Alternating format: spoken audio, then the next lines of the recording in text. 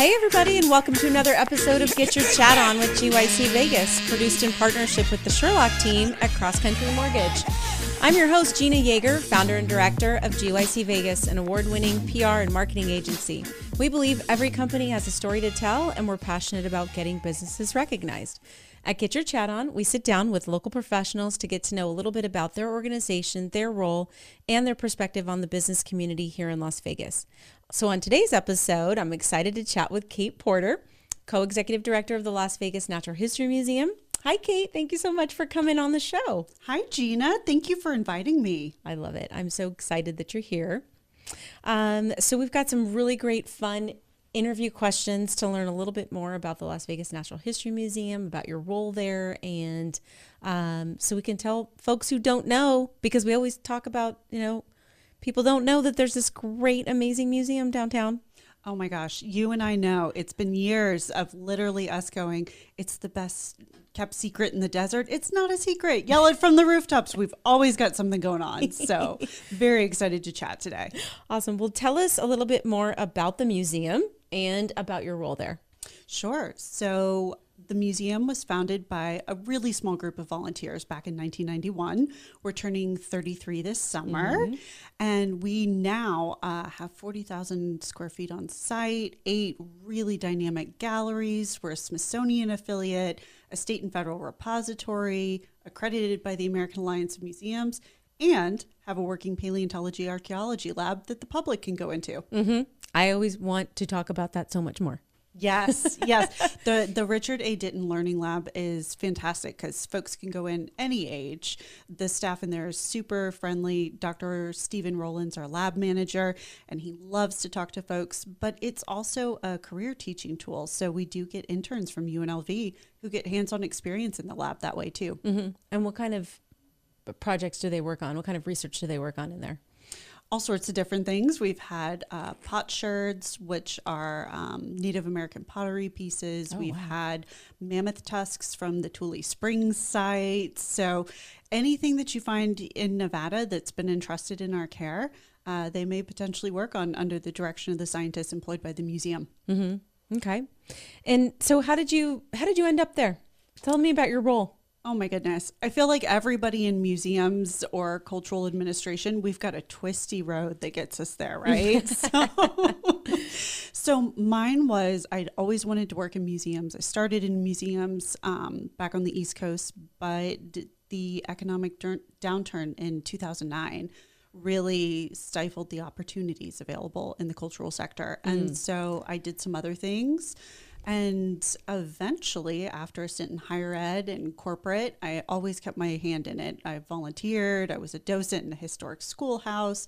I volunteered in a public archaeology lab, all these different things on the side, right? Because it was my passion. And eventually, Stephanie Stallworth, who you know from the board of directors in Cox Communications, and I were chatting, and I was coming out here to Las Vegas, and she's like, I have somebody you need to meet. She introduced me to the founding executive director, Marilyn Gillespie, and the rest is history. Okay. I don't think I knew exactly how that happened, but that's so cool because you worked at the Cox in Florida, right? Is that how the connection happened with Stephanie? Exactly. Okay. Yes. I managed events and sponsorships for the Southeast region over in basically based out of Florida. And the public affairs department over there introduced me to Stephanie as a wealth of knowledge in the local market here. Okay. And you moved here. What brought you to Nevada?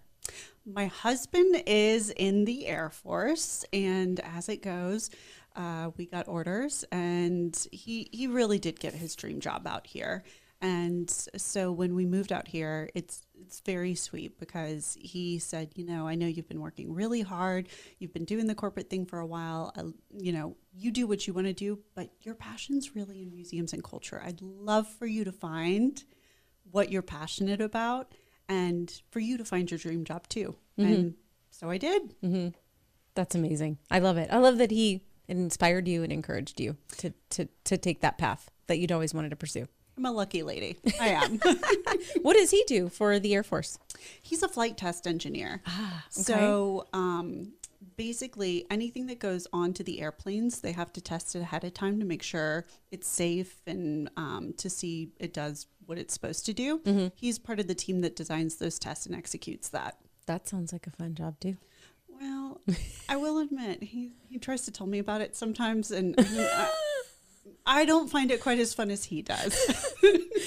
Sometimes some of the things my husband tries to discuss is the same. Yes, it sounds like Charlie Brown to me. A little bit, yeah. Right? Yeah, and you just smile, and you're like, oh, I love your passion for that. Usually about cars and guns for me, yes. Oh, yep. All right, so if you could drill down the museum's mission and values in one sentence, what do you think that would be? Oh, easy. We're on a mission to inspire a better understanding and appreciation of the natural world, the sciences, and ourselves. Mm-hmm. Okay. In a world of constant change, how does a museum stay adaptable and embrace innovation when it's a museum full of old stuff, right? Exactly. When you think Natural History Museum, you don't go, innovative. That's where the cutting edge stuff is happening, right? Everybody thinks of kind of like a dusty museum, but oh gosh, we're so lucky because we're only 33 years old. There's a lot of adaptability and a lot of innovation happening. It kind of feels like we have a little bit of a cultural renaissance in general in Las Vegas right now. And so at the museum, we're always, in conversation with community, of course, following the data and research and things like that as well. But looking at technology, looking at how we can support the community. And I mentioned the internships before because we know that job readiness and job preparedness is a huge focus right now for employers here in Las Vegas. Mm-hmm. How do you get folks interested in STEM and STEAM career fields? Mm-hmm. You inspire them early on, and then they gain the confidence to go into those fields later on. Mm-hmm. So it's interesting. I have gotten feedback and have also seen firsthand that we're unlike any other natural history museum in the world because of that close connection to community. Mm-hmm. I'm thinking about one specific area that you have embraced innovation, and that's with the new wildlife gallery. Yes. How could we not take advantage of the talent that we have here in Las Vegas when it comes to digital projection and technology? And so we were able to update the diorama that you've seen at the dustier museums over the past century. And we've taken that diorama and done digital projection and video projection in those spaces to represent these different biomes throughout the world with static taxidermy collection. Plus, it's a multi-use space. Even though we do have 40,000 square feet on site, we are using every inch of it. And so that space now also has a fully functional stage and really great acoustics. And so we're doing some really fun programming for the rest of this year and a lot more cultural programming into 2025 as well. Okay, that's good to hear. I'm excited about that. Yes. So let's see. We talked a little bit about, we're talking about change. What efforts does the museum do to engage with the local community? I did my research for this one because I was thinking, I was like, okay, what do we see in the community here? And whenever we talk about community impact, I mean, we see over 70,000 visitors every year. We have over 1,000 museum members at any given moment. And that's families, that's individuals. Mm-hmm. We also are hosting in-service trainings for CCSD teachers where we bring them on site. Yeah, okay. I know. You didn't know about that, right? Yeah. I don't think I knew fully. What that program looked like. Yes. So at least twice a year, we bring the CCSD teachers in. We usually have between 40 and 70 teachers that come to the museum after hours, and the education department and I basically invite them to really engage with everything that we have on site. We talk about the different resources available, the teaching trunks that are available for free for them to check out, their standards aligned. Mm-hmm. And so it's a really fun program. And then, of course, too, we also have the internships I mentioned. We've got volunteer opportunities. So, we've got almost 100 volunteers, regular volunteers at this point. So we've got sort of like a mini army of community members. I don't think I realized it was that many people who are that passionate about volunteering for the museum. That's so wonderful. Isn't it incredible? Warms my heart. Yes. Right? So these people are not paid. They come every day or however many times a week to probably see smiles on kids' faces, and they probably just love to help educate, right? Completely. I have to give a shout out to our volunteer coordinator, Heather Reeder. She's done an incredible job connecting folks with really meaningful experiences. So, we have parents and teenagers that will come in and volunteer together on special projects, or we have one individual, Peggy, shout out to her, who loves to see the smiles on the birthday kids' faces. So she specifically volunteers to help support the birthday parties. Oh my gosh, that is really cute. It is. You may be answering this in a upcoming question, because I know you looked at some of these beforehand. But I think one way you definitely embrace the community is with SciFest. Tell us about the Las Vegas Science and Technology Festival. Oh my goodness.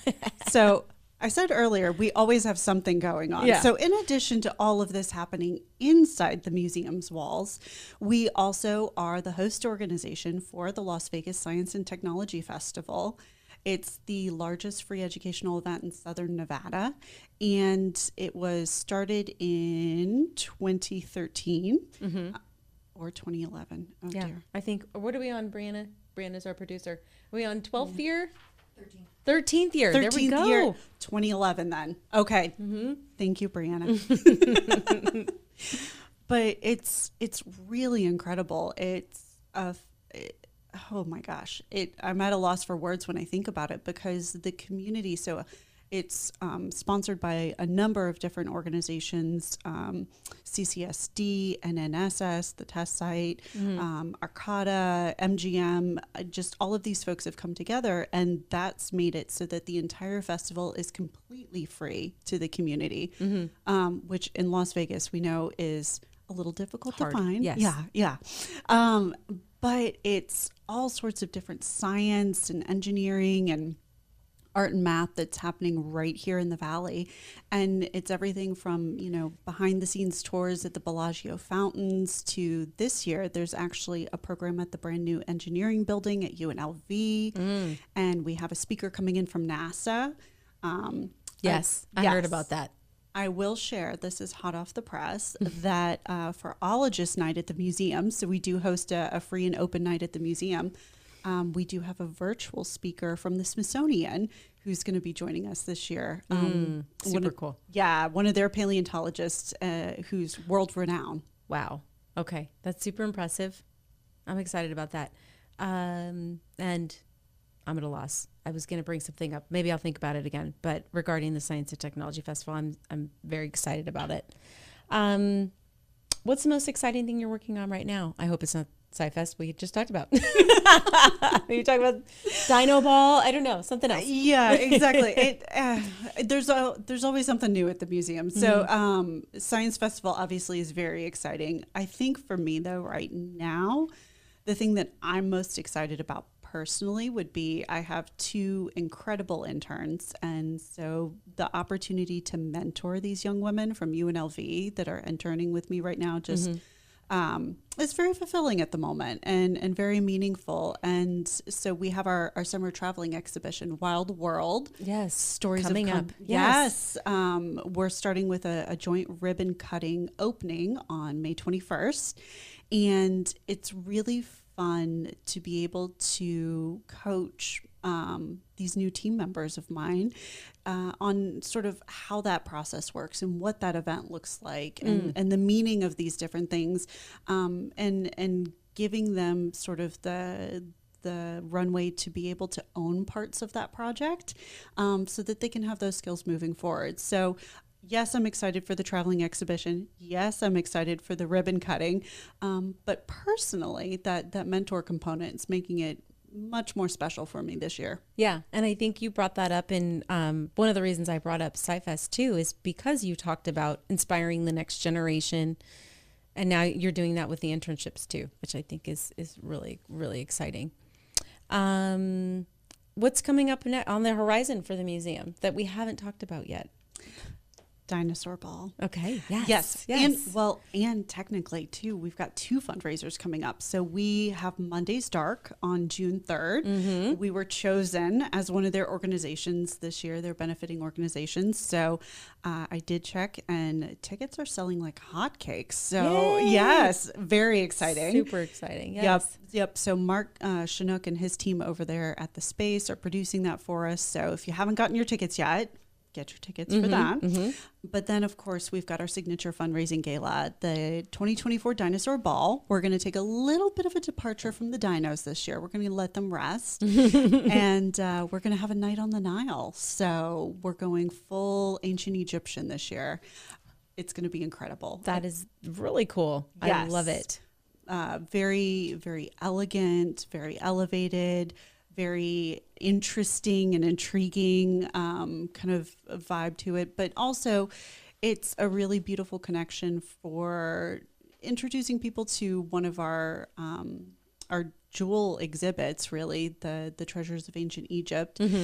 But also connecting, the past and the present, and making something that I think our community will be really proud of, showing them where their philanthropic dollars are going in the museum by hosting it on site. Yeah. And I'm just going to remind anybody who's watching and listening that this is is it 4th or 5th year that we've brought the Dino Ball back to the museum or had it hosted there? Yes, this would be, so we did 21, 22, 23. So this is this will be the 4th year.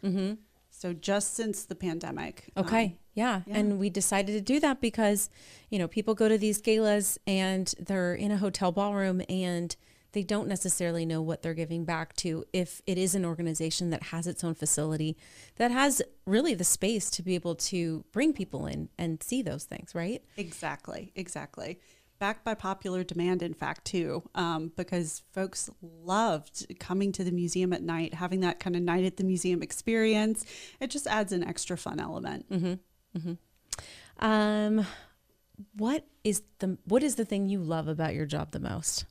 It's always been a passion. You've always wanted to do it. Now you're in it. And what do you love most? It's never dull. Never dull. Sometimes it's a double-edged sword. We all know that. But it's never dull. I literally learn something new every single day, whether it's about dinosaurs or Egypt or the business itself, exhibit design, taxidermy. We have an incredible team member who manages the collection, and she loves sharing information. So I often have new taxidermy facts, but it's just never dull. And we've attracted really good people to the museum. We have an incredible board of directors. We have incredible staff. I mentioned the volunteers already who are very passionate. It's just, we have a lot of good people. And so it's really humbling sometimes to look around and realize what kind of community impact we're making. And then realize that those folks that are really passionate about that impact are choosing to be there very consciously. And so, it's humbling to be their co-executive director. Another thing I was thinking about, I know this has nothing to do with what you love about your job, but you mentioned that you have an incredible team, and I just wanted to give a shout out to Grace, who I feel like you should talk about just a little bit, because she has really transformed the educational programming at the museum to a whole new level that is just wonderful for our community. I love that you brought her up, because for those of you who don't know Grace Chiroge, she is the education director at the museum, and she will be Dr. Chiroge by the end of the year. Okay. Yes. I didn't know that. Brianna probably knew. Finishing up her PhD in education. Wow. And she's definitely somebody to keep an eye on, because she is going to be a leader in this state as she continues to grow her career. For now, though, we're so fortunate to have her at the museum. As you mentioned, she's brought her really strong educational background, both in and out of the classroom, to the museum. But she also really gets a sense for the informal learning space that we are. And the fact that folks want to have fun when they come on site, because it's not school. And so she's really energized our team, and everybody's kind of thinking out of the box. And so just even the standard weekend programming that we're offering these days is so fun and so innovative. And we have some great partnerships too with Nevada Humanities, National Endowment for the Humanities, Nevada Arts Council, to support some of the artists and guest artists that we have coming in to help us with some of this programming as well. So it's great to be able to give back to the community that way too. And that's all grace. We have, I say we because I'm on the board for the Las Vegas Natural History Museum. So I say we because I feel that that's a part of me as well. It is. Yeah, I know. Yes. I can say us. We have, it's a great place to bring your kids. My kids are older now, so they're not going to appreciate it the same way. But really, if you've got kids under the age of 18, it's a wonderful place to go on the weekends, in the summer, and spend some time learning but having fun. Like you said, you're not in school. This is a place just to open your eyes. They do have, you have animals in one of the rooms, one of the galleries. We do. And fair enough, the animals actually live in their condos in the classroom. So technically not in a gallery, but yeah, we do. We have our marine life gallery where we have a bunch of different fish and bamboo sharks, horn sharks, things like that. But this summer, especially with the Wild World exhibition that's coming in, we're going to have a couple of new folks joining the animal family at the museum. And so this is the summer of live animals at the museum. We're going to have critter connections frequently throughout every single week so that we can really get folks up close to these animals and share with them their special contribution to the world. One of the cool things that was just added this year, and I know it's already passed and we're going to do it again next year, is the spring break programming. I haven't asked this yet, but are you looking at maybe doing something like that in the summer as well for a short period of time? I'm so glad you asked that. Grace would be very happy you asked that as well. She and the team are hard at work finalizing a couple of the projects for that. So yes, we are bringing back a drop-off program that we piloted during spring break. The kids had such a good time, and frankly, our staff had a great time too, because it is sort of STEM playtime for everybody. So we are bringing it back. It'll be 3 weeks in June, starting the week of June 3rd. Nice. And we'll run through the week of June 21st. And so folks can sign up for all 3 weeks. They can get tickets for just 1 week. But it is a week-long drop-off for students ages 7 to 11. We're really excited to bring it back, though, because we all know it's so hot over the summer, and it's kind of easy to melt into the couch a little bit with the kids at home. And so we're giving everybody just a little bit of fresh air. Yeah, it's a great opportunity to, people are always looking for camps or things to bring their kids to, keep them busy in the summer. And something like that's a 3-week opportunity. That's at a good price point, right? It's not too expensive, but where they're learning and they're also having fun. Great. Exactly. Yeah. Exactly. And there is a member discount too. So if you folks are a museum member, anybody listening, just know, pop in your membership information when you go to get your tickets and you will get a discount. Nice. Okay. Yeah. All right. This brings us to our doing business in Las Vegas fun Mad Lib style fill in the blank lucky 7 questions. So here we go. So I hope you have some fun fill in the blanks for us. So when doing business in Las Vegas, it's essential to have a solid strategy for change. This first town time I've heard that answer. Yes. So much. And even just in our neighborhood, I mean, physically buildings have come down. Change. The landscape has changed. Press sports have come in. Just in my 5 years here already, the amount of change that we've seen in the Valley is incredible. So I think everybody here needs to just have a good adaptability plan and a good flexibility plan to welcome that change. I love it. Every successful business meeting needs a touch of blank to leave a lasting impression. Genuine connection. Nice. Yes, yeah. Of course. Yeah. The key to networking in Las Vegas is to always remember to ask questions. This town is unlike any place else on earth.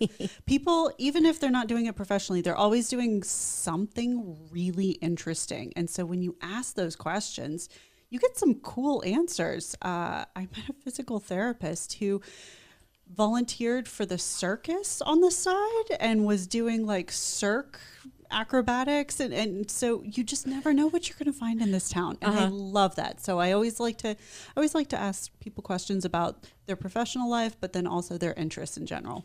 Of course. Yeah. Be right. And listen, right? Yes. Just ask questions and then listen. True. Yeah. Because if you're not listening, then you miss out on those good details. Like, oh yeah, on the sides, so-and-so's doing XYZ, you know? So yeah, ask questions and listen. When it comes to earning new business, nothing beats a good old fashioned handshake and a blank to seal the deal. To seal the deal, I am a stickler for a really concise, clear contract. I know it's not a sexy answer. It's not a Brianna's like so cringing. boring. I know.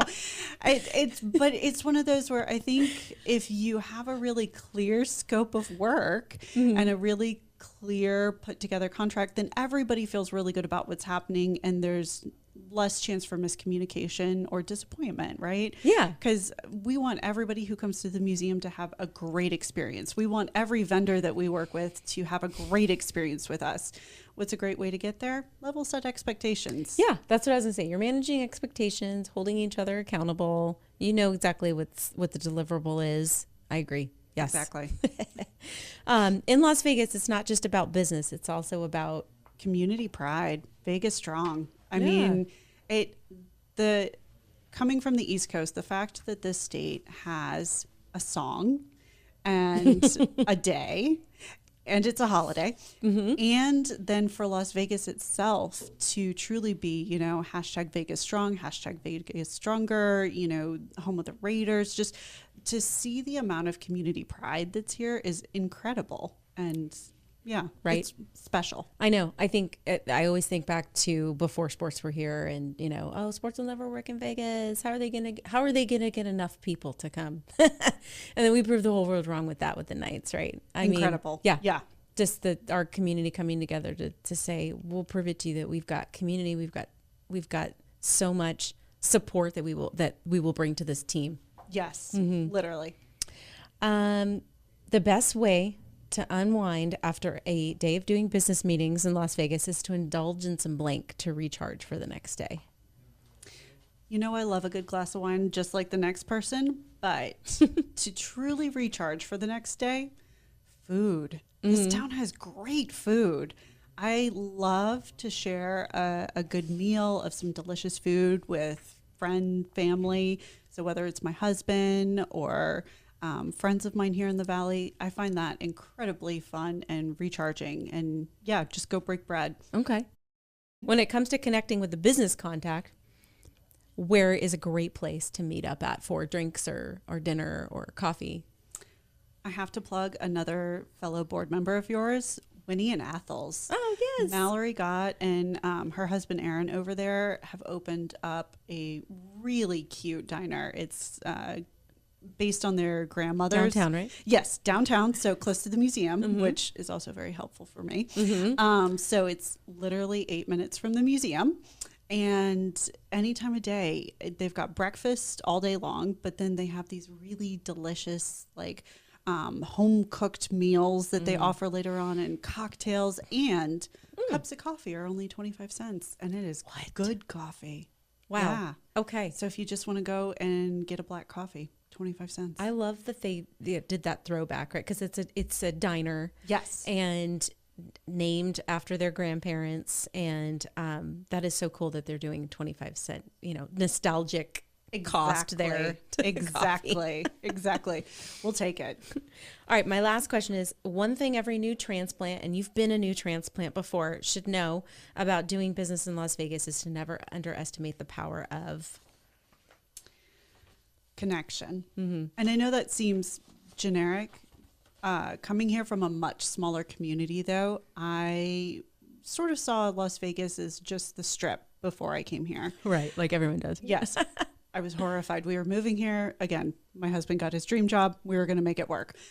But now that I'm here and now that I've really become part of the community here, it's incredible how small this big town is. And so that's, I think folks that come to this market have to realize that Las Vegas is just a small town. Everybody knows everybody from, the core community here. There's a lot of overlap. And so I think that that's something that really took me by surprise, but pleasantly so. And now it's just fun. Yeah. Yeah. Now it's fun. And because everyone knows everybody, you really feel like you can get involved and become a part of something so much sooner than you could in other places, right? Completely. That's, I think, stepping into my leadership role in the museum really showed me that, where there's a lot of opportunity in this town. And if you're qualified and willing to work for it, folks will give you the opportunity to prove yourself and to step up into these different positions. And it's interesting too, because there's not as much gatekeeping, which I think is really nice. And I think we're seeing that with folks in a variety of industries in leadership. You can literally just, through your network, invite people to lunch that other places there would be so many layers and you would never even get to talk to them. You get to talk to a lot of CEOs and entrepreneurs and leaders here in this town that you're right next to. I mean, we'll all go to a chamber breakfast. I'm sitting next to the mayor, and I'll go to the other chamber that's the Henderson chamber I'm talking about. Then I'll go to the Vegas chamber, and Tina Quigley from the LVGVA is sitting right behind me, and hey, how's it going, Tina? And so it's one of those where nobody is too far out of reach. Everyone can have a conversation with anyone, really. If you want that, you ask for the introduction, because everyone knows everyone. You don't know that person, but your friend does, so they make that introduction for you, right? Exactly. And I love that you mentioned the chambers too, because the chambers are strong in this town. And so that would be something else too, where, I've met a lot of people through the chamber. The chambers have been incredibly supportive of the museum as well. And so that's something too, where if folks don't have that built-in network through their position or the folks that they already know in town, join the chambers. And they'll help you make those connections. Exactly. Yeah. Okay. Tell everybody how they can find out more about the museum and reach you. Yes. So find us anytime, LVNHM, like Las Vegas Natural History Museum.org. That's also our handle on all social media, LVNHM, and then M kicks off Museum. In addition to that, we are located on North Las Vegas Boulevard, 900 Las Vegas Boulevard North, just north of the Neon Museum, next to the historic Old Mormon Fort State Park. Okay. So we hope everybody enjoyed our insightful conversation today with Kate. Be sure to follow us at GYC Vegas on Instagram, Facebook, X, and LinkedIn, and subscribe to our channel wherever you stream podcasts so you don't miss future episodes. At GYC Vegas, we are always available for a consultation on how your business can enhance its marketing efforts through the power of PR. To learn more, please visit us at gycvegas.com. So that's all for today. Thanks for listening to Get Your Chat On with GYC Vegas, and we will see you next time.